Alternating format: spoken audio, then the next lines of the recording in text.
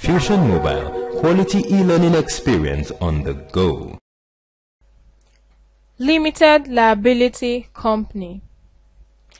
A company can be defined as a legal person or entity created by the association of a number of people in accordance with the law for the purpose of a defined object. There are three kinds of companies which may be constituted under the Companies Act 1968. We have companies limited by shares, companies limited by guarantee, and then the unlimited company. Companies limited by shares are the companies in which the liability of the members is limited to the full value of the shares they have acquired. In case of liquidation, the shareholders will only be liable to the full extent of their shares contributed as capital. They normally engage in business activities. Companies limited by guarantee. Companies limited by guarantee are not formed with the object of engaging in trading activities. They are often formed by societies to promote and develop certain interests or profession. The liability of its members is limited by the Memorandum of Association to such amount as the members may undertake to contribute to the assets in the event of being wound up. Guarantee companies are usually formed for the furtherance of art, religion, charity, etc. The unlimited company. In unlimited company, the liability of a member is unlimited, and he may be liable to the full amount of the company's debt in case of liquidation. The members will contribute more money, including their capital, to settle the debt of the company.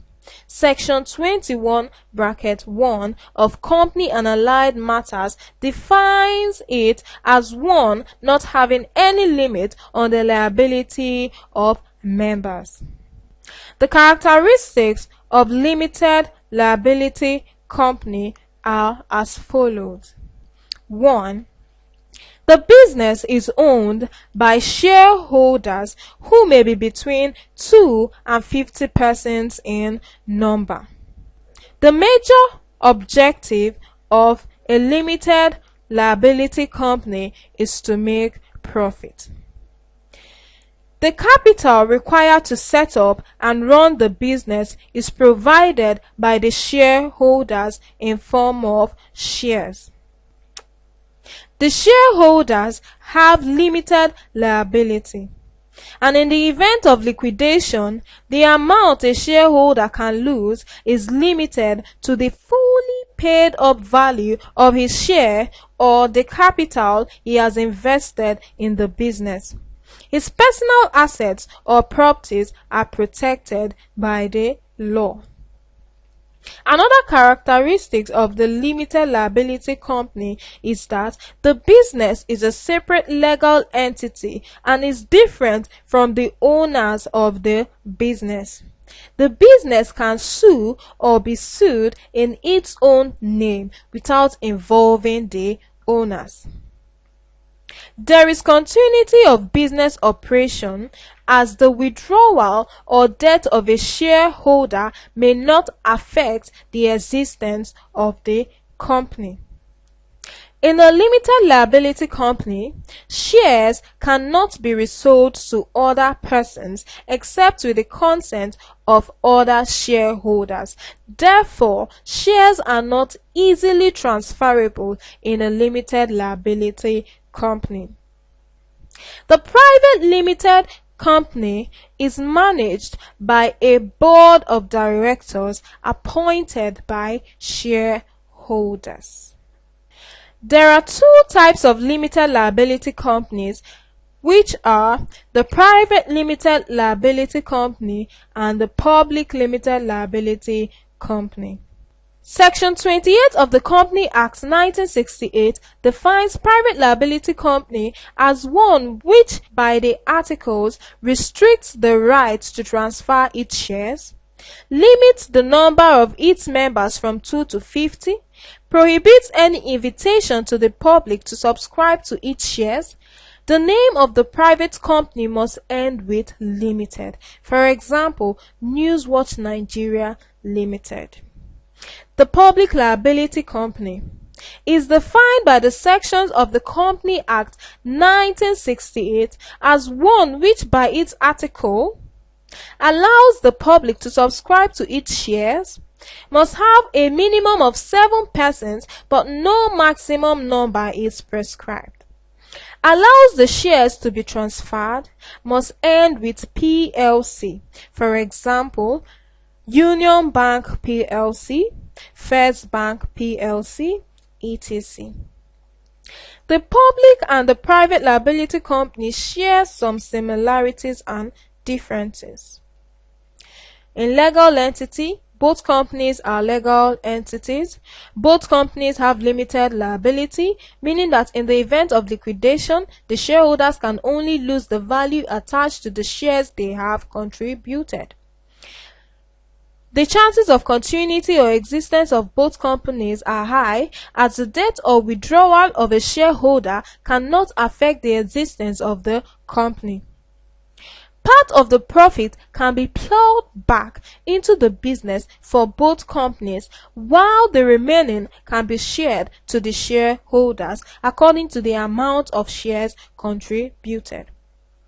Both companies are capable of pooling large capital together to set up a business.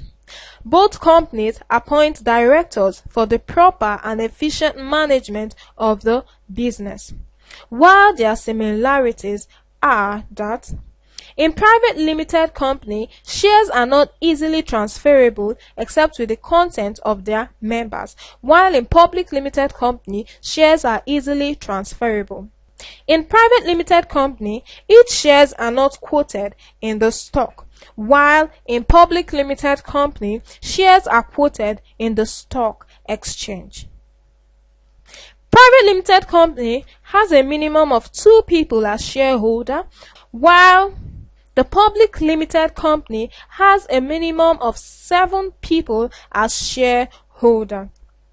The private limited company has a maximum number of 50 owners, while the public limited company has no maximum number of people as owners. The private limited company does not issue debentures, while the public limited company issues debentures. The private limited companies are not allowed to use PLC but LTD or UNLTD, while the public limited company are allowed to use their abbreviation PLC, that is Public Liability Company. The private limited company do not need certificate of trading to commence business, while the public limited company needs certificate of trading before they can commence business.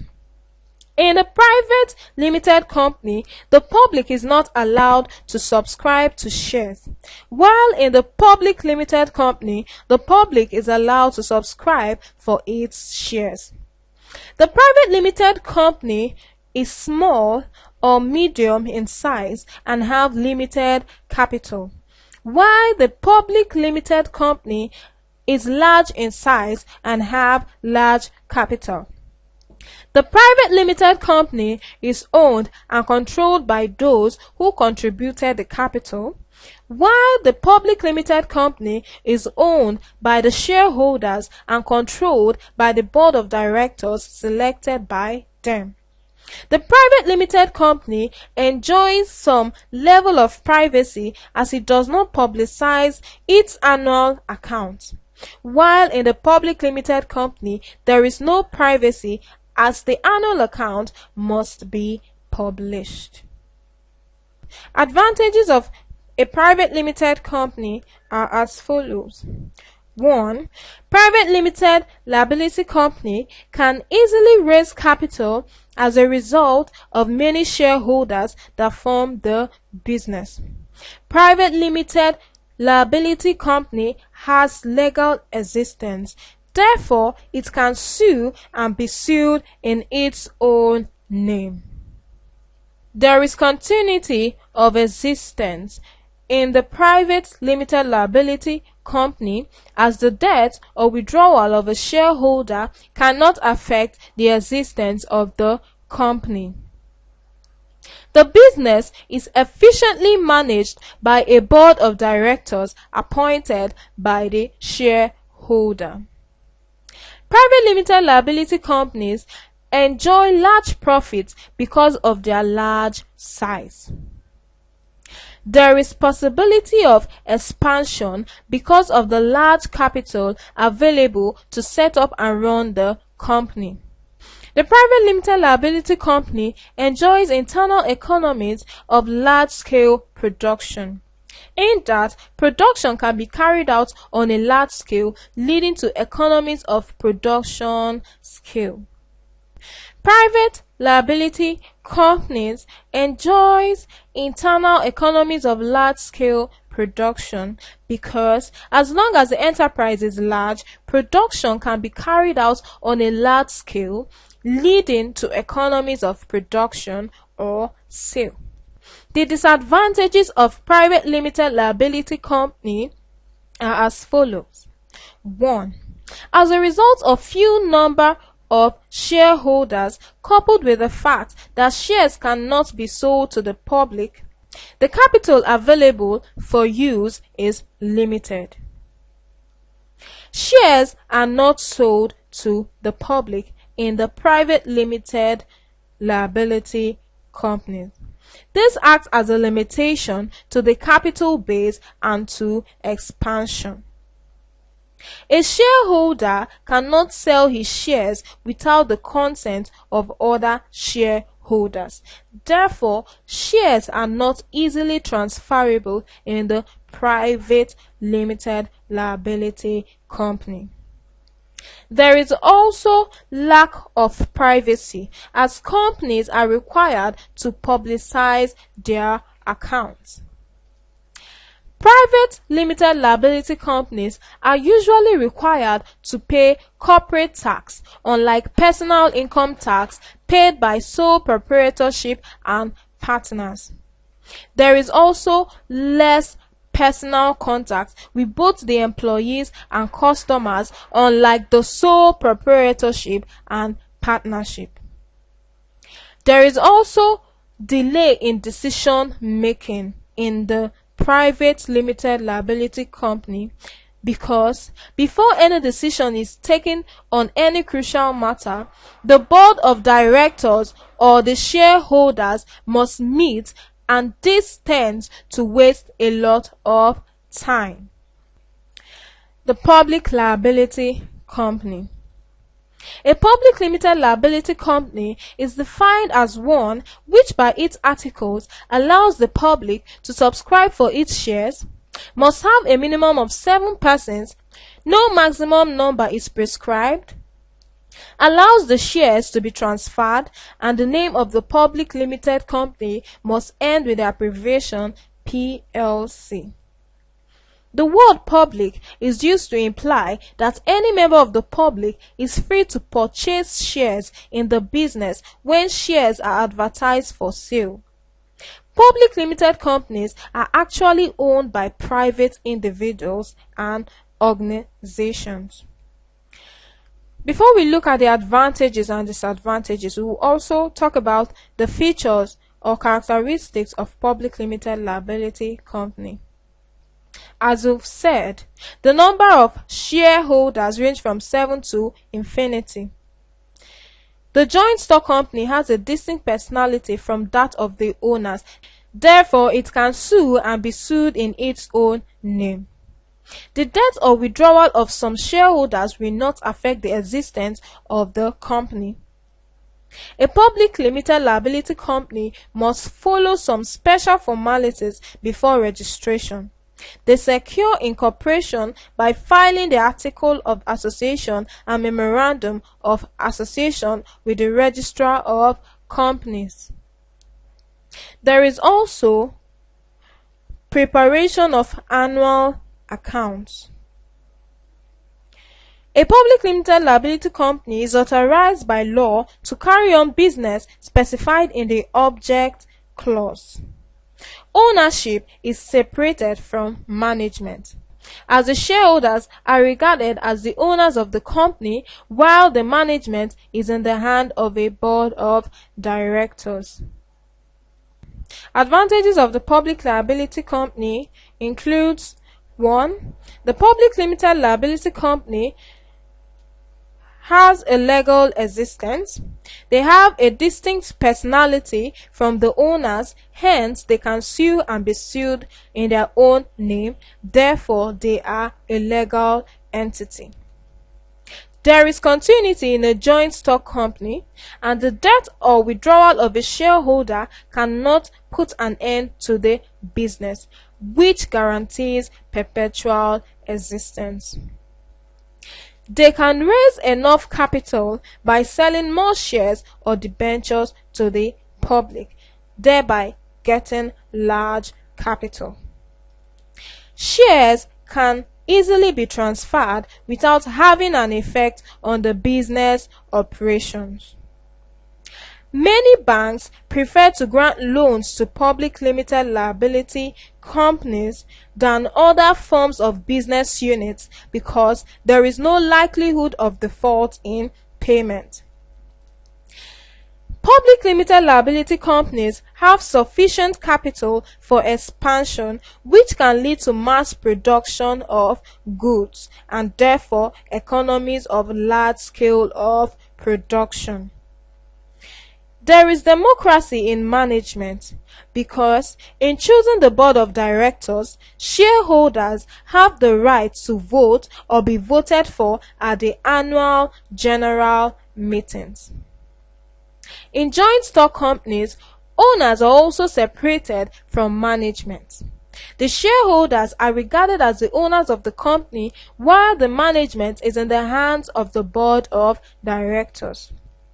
Employees could become co-owners of the business by purchasing shares in the company. Joint stock company attracts men of ability and skill to work for it, thereby recruiting experts. In joint stock company, there is greater opportunity to undertake research programs.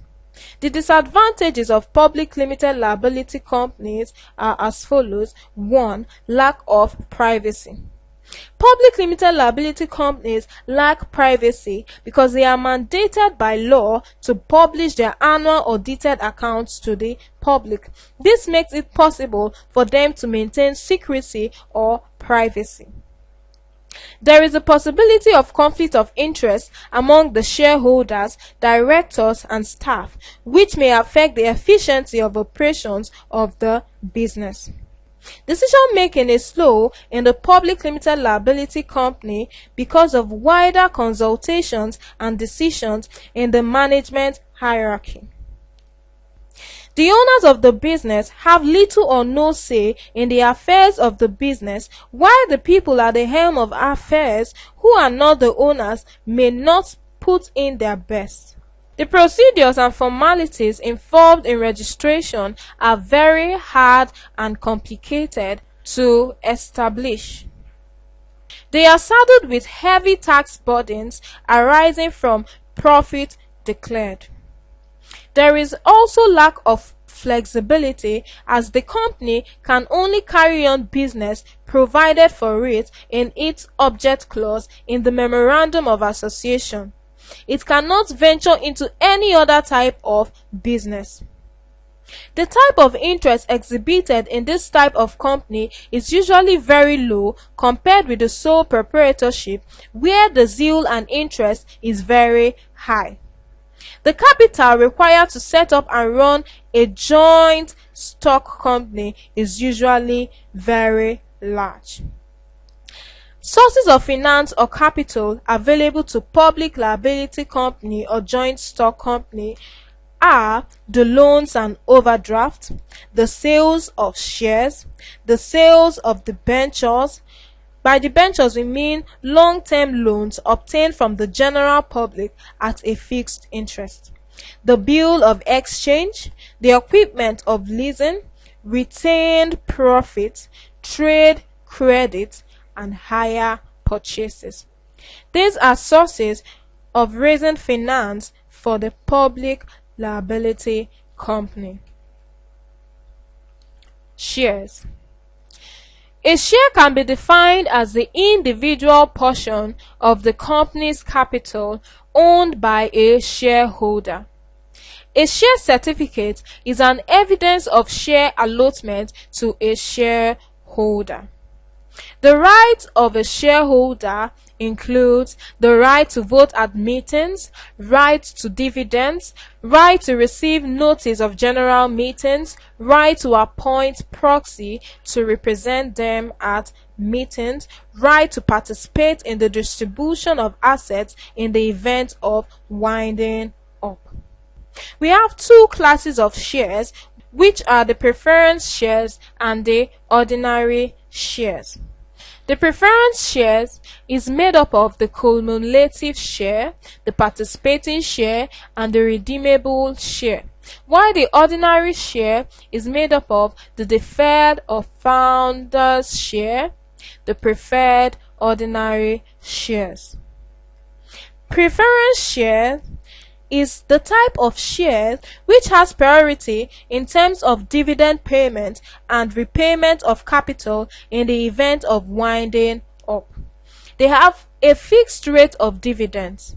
Preference shares are classified into cumulative, participating, redeemable preference shares and non-cumulative preference shares. Features of preference shares are: 1. Preference shares have no voting rights. They have fixed rate of interest. Holders receive dividends before others. They are entitled to return of capital first at winding up. Types of preference shares, which includes cumulative preference shares. Cumulative preference shares have priority in the share of dividends over others. Cumulative preference shares receive arrears of dividends not paid before other shares. That is, when no profit is declared, their dividends will be carried forward to the next year. Features of cumulative preference shares include no voting rights, fixed rate of dividends, they receive arrears of dividends. Participating preference shares are shares which are entitled to further percentage of dividends after the ordinary shares have received a specified percentage of profit. Participating shares have the right to participate equally with the ordinary shareholders in surplus dividends apart from their fixed dividends. Features of participating preference shares are: 1. They receive fixed rate of dividends like other preference shares. They also participate in further dividends after all others have been paid. They usually receive dividends before ordinary shares. The redeemable preference shares. Redeemable preference shares are shares which have prior claims to dividends before all other preference shares. The owners of the business can buy back these shares after some time. The shares are issued to finance a particular project. The redemption of preference shares must not be regarded as amounting to reduction of capital. Features of redeemable preference shares are: 1. They have prior claims before other preference shares. They can be bought back. They are issued out to finance a particular project. We also have the non-cumulative preference shares and the non-participating preference shares. In the non-cumulative preference shares, The dividend does not accumulate from one year to another. Where a company fails to pay a dividend in a particular year, no dividend will be paid for that year, nor will it be carried forward.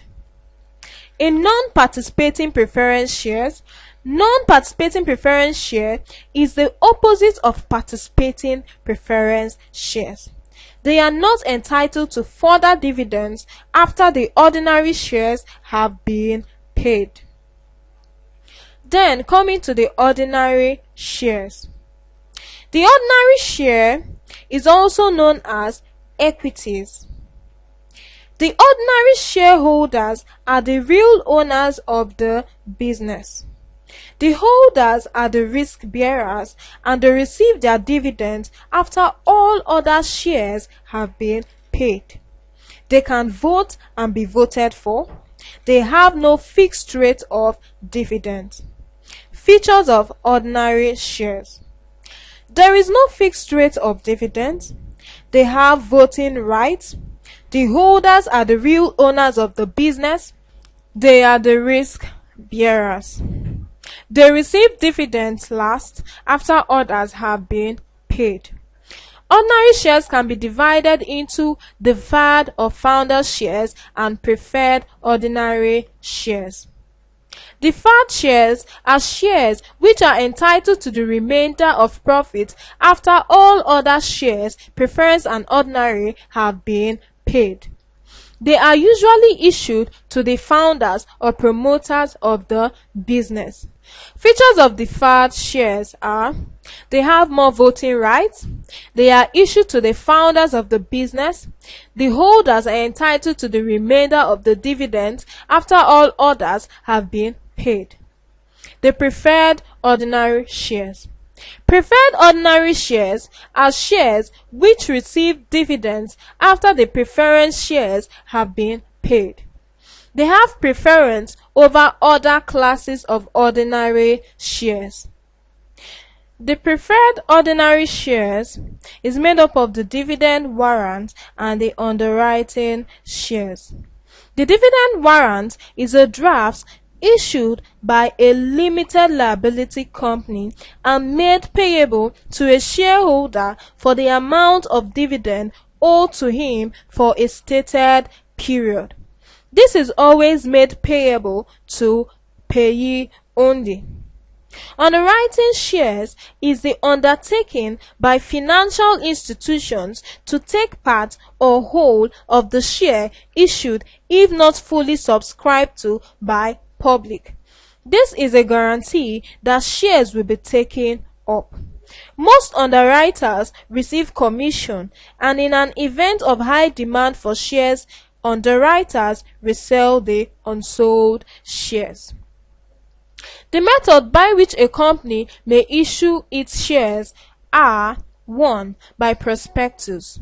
A prospectus giving particulars of the company and its business is published with application form. Shares are allotted to those who apply. Another method is by offer for sale. Another one is by placing. This is the method of issuing securities through an intermediary, such as a firm of stock brokers. The intermediary will endeavor to place the issue among its institutional investors. Another method is by a right issue. When a company is established, it may raise further capital by offering the shares concerned to existing members on favorable terms. The company concerned can apply to the stock exchange for sales of their shares. There will be an offer to the public of a new issue of shares through the stock exchange. This method is called method of raising capital by introduction. A stock can be defined as the bundle of shares or mass of capital which can be transferred in fractional amount. Differences between shares and stocks are as follows. 1. The unit of capital in shares is transferable only in their entity, while in stock, mass of capital, any of which is transferable. Shares are issued from shares, while stocks are converted and then issued. Shares are numbered serially, while stocks are not numbered serially. Shares may be partly paid, while stocks are always fully paid. The merger. The merger is the coming together or amalgamation of two or more firms to form a new company. Reasons for a merger are: 1. To eliminate competition. Some mergers are motivated by the desire to lessen the rigors of competition. 2. A large company may require a smaller one in the small trade for the purpose of obtaining needed patents or the technical know-how owned by the smaller company. Another reason for a merger is for diversification. This involves one corporation merging with another in a totally unrelated line of business just to diversify and reduce risk. There is guaranteed supply or outlet through a merger, because a company may seek to assure itself of an adequate supply of an essential item by merging with such firm. Therefore, there is guaranteed supply or outlet in merging. By merging, there is reduction of federal income tax liabilities, thereby saving tax. There is also large-scale production by the coming together and combination of greater resources, as this will help in securing economies of large-scale production. Merger also provides and enhances the opportunity of having or raising larger resources. Merger of firms affords the opportunity of obtaining a large share of the total market for a product. Merger can take place to prevent the liquidation of a falling company. Debenture. Debenture is a bond acknowledging a loan, generally under the company's seal and bearing at a fixed rate of interest, and usually giving security for the repayment of the loan and the payment of the interest. There are different types of debentures. We have the mortgage debenture, the simple or naked debenture, the redeemable debenture, and the irredeemable debenture. The mortgage debenture are issued on the security of the company's assets. It gives a charge upon the whole or part of the company's assets upon liquidation. The simple or naked debenture is a debenture where there is no charge created on the company's property or assets. The debenture is described as naked or simple. In this case, there is no security for the debenture. Redeemable debentures. Redeemable debentures are debentures payable at a date which has been fixed or determined. Irredeemable debentures are debentures repayable only in the event of some specified contingency, such as winding up of the company. It cannot be cashed at any time and is bought solely for the interest payments. Rights of a debenture holder are: 1. A debenture can sue for repayment for the principal and any interest which has accrued. A debenture holder can present a winding up petition against the company. He can show proof for the debt in the winding up. He may also appoint a receiver. Differences between ordinary shares and preference shares includes: 1. In ordinary shares, holders receive fluctuating rates of dividends, while in preference shares, holders receive fixed rates of dividends. In ordinary shares, dividends are paid only if profits are made, while in preference shares, dividends are paid whether or not profits have been made. Ordinary shares receive dividends after preference shareholders are paid, while the preference shareholders are first to receive dividends. The ordinary shares have voting rights, while the preference shares have restricted voting rights. The ordinary shares are not redeemable, while the preference shares are redeemable. Differences between shares and debentures. Shareholders are owners of a company, while debentures are creditors to a company. Shareholders are paid dividends. Debenture holders are paid interest. Holders have voting rights in shareholders, while in debenture holders, holders have no voting rights. Shareholders have voting rights, while debenture holders have no voting rights. Shareholders receive their dividends after claims of debenture holders have been paid, while debenture holders receive their claims. Shareholders have no fixed rate of dividends, while debenture holders receive rates of interest. Liquidation is the winding up or bringing a company to an end. Liquidation is the termination of a company when it has completed the business for which it was created, when the members of the company decide to withdraw from business, or when it is unable to meet its obligations.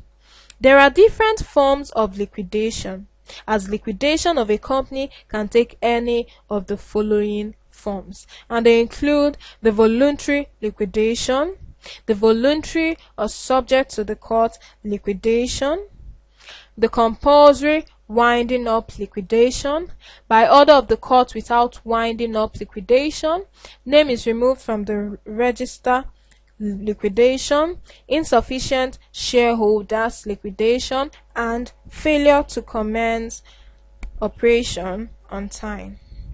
Voluntary liquidation is the winding up of a company by a resolution of its shareholder. They can wind up the company if the purpose for which it was established has been accomplished, or if the company continues to operate at a loss. Voluntary winding up or subject to the court liquidation is a voluntary liquidation over which the court exercises supervision. The court can supervise if the shareholders ask the court to do so. The court will not give the order unless the petitions can show very good reasons to convince the court. The compulsory winding up is the liquidation of a company as a result of a court order. It is an involuntary winding up. It may be because the number of members fall below the required number, it cannot raise enough capital, or it cannot pay its debt. We also have by order of the court without winding up liquidation. The court can order a company to stop operating if the company was formed for illegal purposes. Name is removed from the register liquidation. The name of a company can be struck out by the registrar of companies from the register. Insufficient shareholders liquidation. This happens if the number of shareholders fall below the statutory minimum. Failure to commence operation on time liquidation. If the company does not commence business within a year of its being incorporated, this form of liquidation takes place. Reasons for winding up a public liability company are as follows. 1. If the company passes a resolution to wind up. If the company fails to commence business within a year after its incorporation. If the number of shareholders falls below the statutory level. If the company is insolvent. If the creditors decide to apply for dissolution. A company can wound up by the order of a court. Continuous disagreement between the directors over the management of the company is another reason for winding up. If the company's objectives becomes illegal, if the company cannot meet up with the capital requirements for its line of business, this public limited company will wind up. Terms associated with companies. We have the fixed asset, the current asset, the authorized capital, the issued capital, the reserves, the loan capital, the current liabilities, the intangible assets, the promoter, the shares at par, the shares at a premium, the dividends. Fixed assets are those assets that can last for a long period of time. They are used for future production. For example, the furniture and fittings, machineries, etc. The current assets are assets that can last for a short period of time. For example, stock, cash at hand, cash in bank. The authorized capital is the total amount stated in the Memorandum of Association and approved by the Registrar of Companies which a company can issue out. The issued capital is part of nominal capital that directors decide to issue to public for subscription. Reserves are allocation of funds usually to build up the financial strength of the company by retaining funds to invest in the business instead of being distributed as dividends.